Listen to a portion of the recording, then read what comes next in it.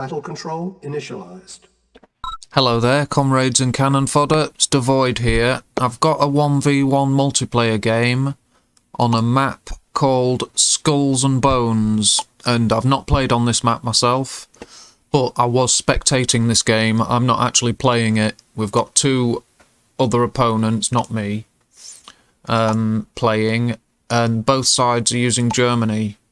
So I'll speed up this initial phase, get rid of the shroud, and this map's got a couple of oil derricks down here, and I used to move slowly over these ground bridges, these waterlogged sort of bridges in the original. I assume you do in this as well. It slows you down, so it's a defendable area. This, it looks like this player, the green player, is going for this oil derrick quickly, and these are the bright green ones. He's built a sandbag wall around his base. But there's two hospitals up here, and this is a command centre, communication centre, so you get a lot of view range out of that. It'll give you a good field of view over the middle. The command centres are always useful, always worth capturing. You get a nice view range from them. But, you know, in the early game, any tech structure is a bit of extra view range you can use to for a defensive advantage for your infantry and, you know, your early vehicles. The view range any of these neutral structures provide is useful, plus the cash from oil derricks, obviously. But that was in a close snipe. He just got the capture.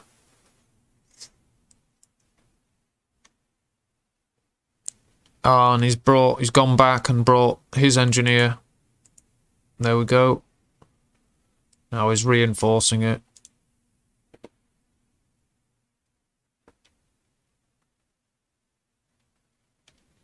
We've got a radar dome instead of a service depot, so he's going to be relying on light tanks, this guy. Now this player's got the service depot, repair depot, just the same as usual, how you should. But he's done it after two refineries, because if you're starting ore, you've only got this luck, so you don't want 3 refineries in your build order. You want to go straight to that and get an early expansion. Look, we're at 4.5 minutes and he's got his expansion set up. That's what you get from a 2 refinery build. So both build orders are interesting and worth a look at. He's got a tech centre. Very early tech. He's got a radar jammer. And now Tanya, and he's got his service depot now, so I hope he's churning out tanks. Mediums, yes, that's right.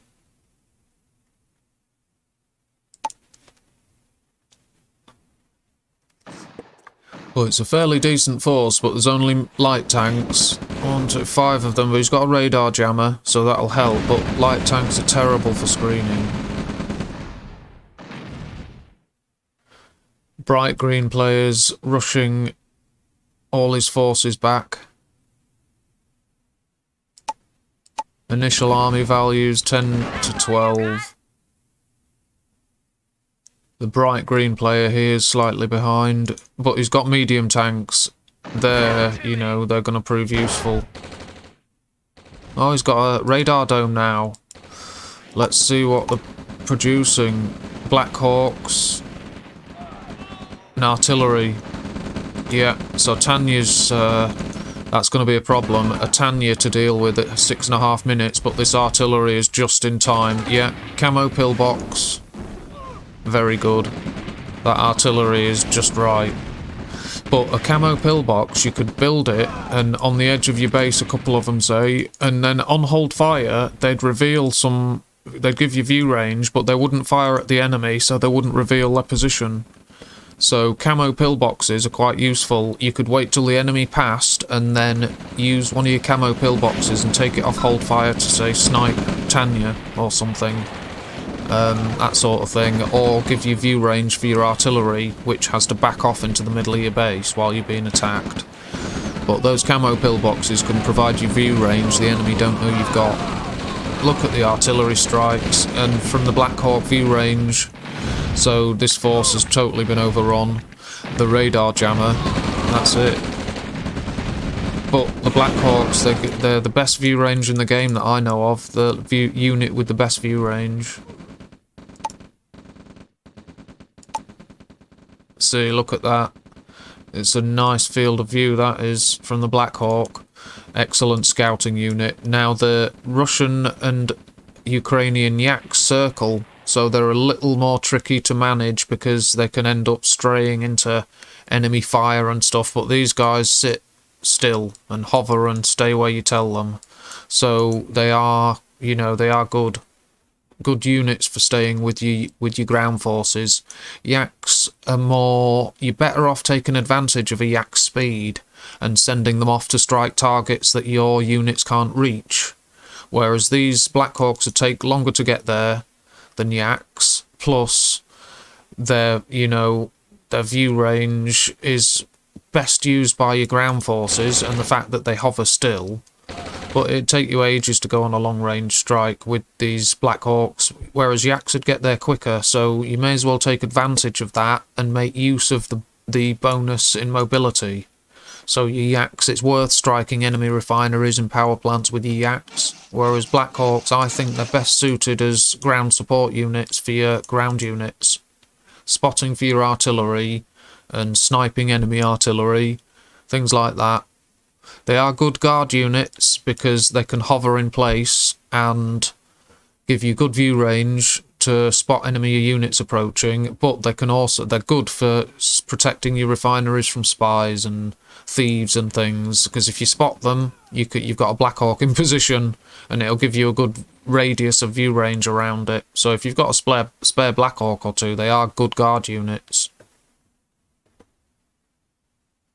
Look at the view range of that. If an enemy aircraft was here, the anti-aircraft gun, even though it's within its firing range, the anti-aircraft gun couldn't shoot it. Now he's placed that there, you can.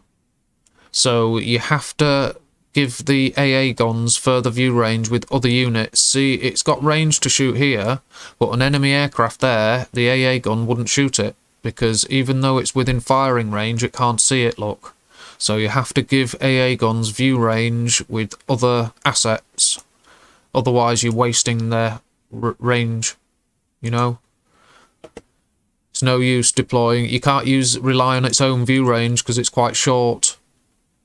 They don't reveal much, so you have to make use of that lovely radius of range, look. It's good. It's because they don't have a proper mobile anti-aircraft option. The Soviets have got the flak truck, which is easy to build, cheap, tech level 1, so, or tech level 0, whatever. But it's these things are lethal, you know, but they're not mobile, which is why they have a good range. There's a Tanya there. This force has just hit round here, and he's using a helicopter for some view range. And there's a Tanya here, but look at that artillery fire and helicopters. You see, those helicopters are excellent for sniping targets like that, and now they're sniping. You see the missiles veering off. That was the radar jammer, but the Black Hawk sniped it. You see, you need to use tanks and machine guns to snipe, or Tesla to snipe radar jammers, mobile radar jammers. Ouch, helicopter landed on its own men. But that's why radar jammers, you still need a good screening group ahead of your forces of medium tanks, because you have to hang into the fight while their missiles are missing. That gives you the advantage. But you still need a good screening force up front. And you don't want to be using light tanks. You want mediums. But they haven't got enough artillery and air units to match them in return. The army size is 9 to 39 now. So this is, you know, this is bad. This is like the finishing blow. We've got a Tanya under friendly fire. Look at these missile launcher groups. Oh look, it's because he's got anti-aircraft helicopters. Of course, that's it. I've called it. So there you go. I've not been on that map, like I say. It's an interesting one. Skulls and Bones, it's called. It's an interesting map. I like it. I might try that soon. But I'll go through the graphs and stats. Yeah, look, after that, I think that was the initial engagement, because it was Tanya was engaged at about 6.5 minutes. So just after that, when this force retreated here with the radar jammer and Tanya, that's when the game turned, and it was a fighting on the back foot all the way for this player on this side after that point. So there's the army graph. Earnings graph, a big dip. That's not good. You don't want that. A remaining enemy force is decent. Yeah, artillery, tanks, enough infantry. I've got 5 helicopters, 2 longbows. No, 3 longbows. Radar jammers, nice. There's the combat tab. Yeah. Basic support powers, because they had a what do you call it?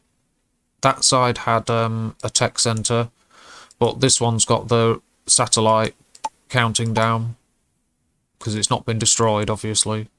There's your production. More longbows. Economy tab.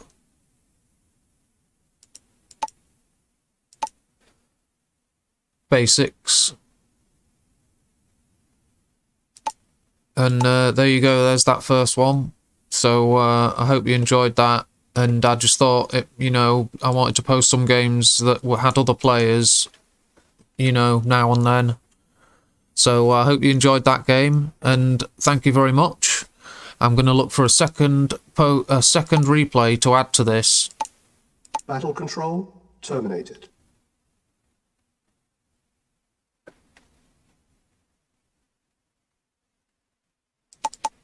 Battle control initialized. This is Trask map, and it's the Caution Cup version. I like this map, as I've said before. I'm using my green colour at the moment in this game, and red is my standard colour. I always use red, but if my opponent uses red, which is a common colour, I'll change to my secondary green. But I've got my rifleman. My opponent hasn't got the barracks yet. I've sped it up slightly. Now, why not? Oh, he's gone to... Right, I see. Refinery. Some players do, but I never go without my barracks. Always have the barracks first. Keep a track of the economy tab now. This is why you should always send a rifle to the enemy base as quickly as you can. Look, he's built 2 refineries. Very interesting. He's taken a chance there. He's taken a chance with 1. But, yeah, I could rush in there now and target that and leg it. Now it would be too late, but we're at 2 minutes. So, yeah, that's why you send a rifleman to the enemy base straight away. There, use, it doesn't matter, move command, it was a short distance, but never use it. Always get used to using attack move wherever you go. Always use it. He's got an early radar dome. But he hasn't earned as much as me. He's built those 2 straight away, but he's still only got 2 ore trucks. I've got 2 though. So how have I earned more? And spent a lot more. Strange. You see, this build is copied off good players. I've got 4 ore trucks now, and I was ahead when I had 2. So don't build. Always build your barracks first. Follow the build orders unless you've got something better, and that's not better because look, he's falling behind. Now he's 50% behind me, and he had those for a while, so it doesn't work. Building them. I've seen players build 1 first and then a barracks, and I've seen good players do that, so they've got a good reason and it works obviously, but not 2, I don't think. And especially when there's only 2 ore trucks and your opponent's got 5, that's not going to help. He's got artillery. Now artillery's good early on, but without screening units it's no use. They won't be able to see anything to attack it. I'll overrun his infantry with my tanks or whatever. I've got heavy tanks. What? My opponent's run out of money now. I've captured all the oil, but my opponent hasn't captured his own. Never mind. Right, I'm sending a force round this side.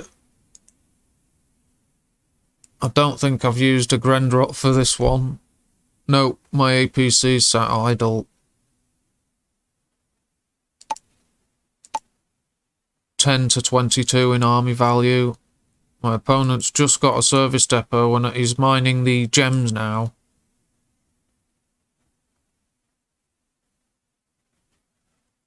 I've got a small force sneaking round. But if you don't expand, you die.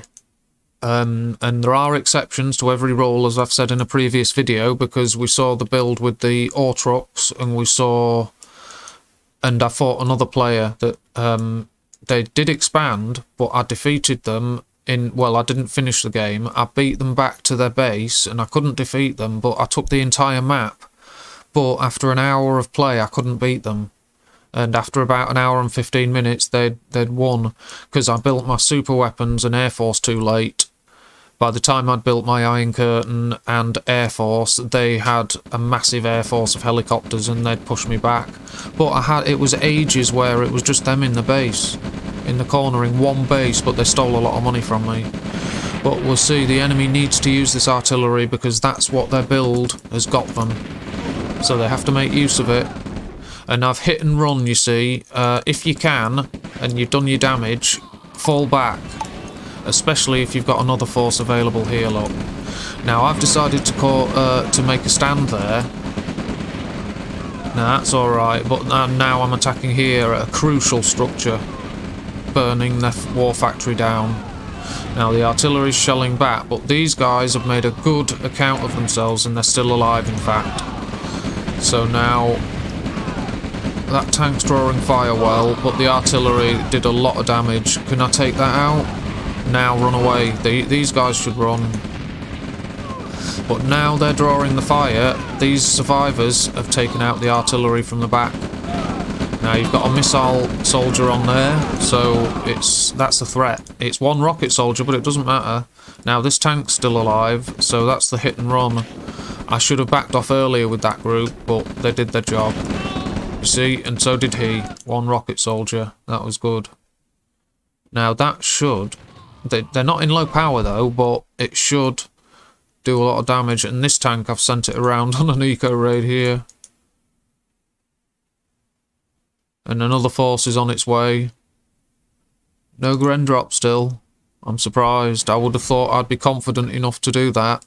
But here we go. The tank's destroying another ore truck. They move at the same speeds. Oh, he got away. That's nicely done. And it looks like I've forgotten my tank. That's a shame that. He should have backed off and then been another problem. Or what he should have done is gone here and along this way and up there. Because it's a lot of players do that. They send their forces on a flank attack, but they'll set it to carry on. It's good to set tanks on shoot at anything stance, attack all stance, and then order them to move. So they won't stop to attack things, but they'll shoot as they pass by. And then you can order them to stop at a patch, an ore patch or something. Run into base defences here. Now my heavy tanks. That's it now, I've got a tank in position. The enemy are running into me, look.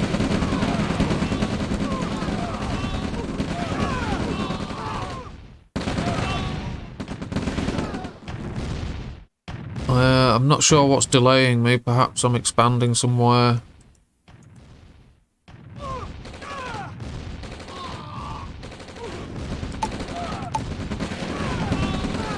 Yeah, that's it. Just a few examples of sort of, yeah, I don't want to lose that. I did lose it. It looked like there was something in there as well. There you go, there's the end of that. It did look like I had something in there. I've got that, so maybe they were spies. I bet that's what they were. I think they look like blue pips. So there you go, there's a quick short game and a quick example of hit and run and a basic base push. But it shows you if your units can survive after they've done a bit of damage and back off, they can draw enemy units away and also make a stand. if the opportunity arises. The enemy didn't even finish them off before they had to respond to my other attack, and then these guys finished their artillery. So you know, it's there's a basic example of it, and it can be done far better. It can be done in a far more skillful way. So, but there's the basic example, and I hope you enjoyed those 2 replays. I'll be back with more at some point soon. I'll just go through the basics very quickly. Not a lot to see for this one. It was just a basic example of, like I say, base push and a couple of hit and run attacks. And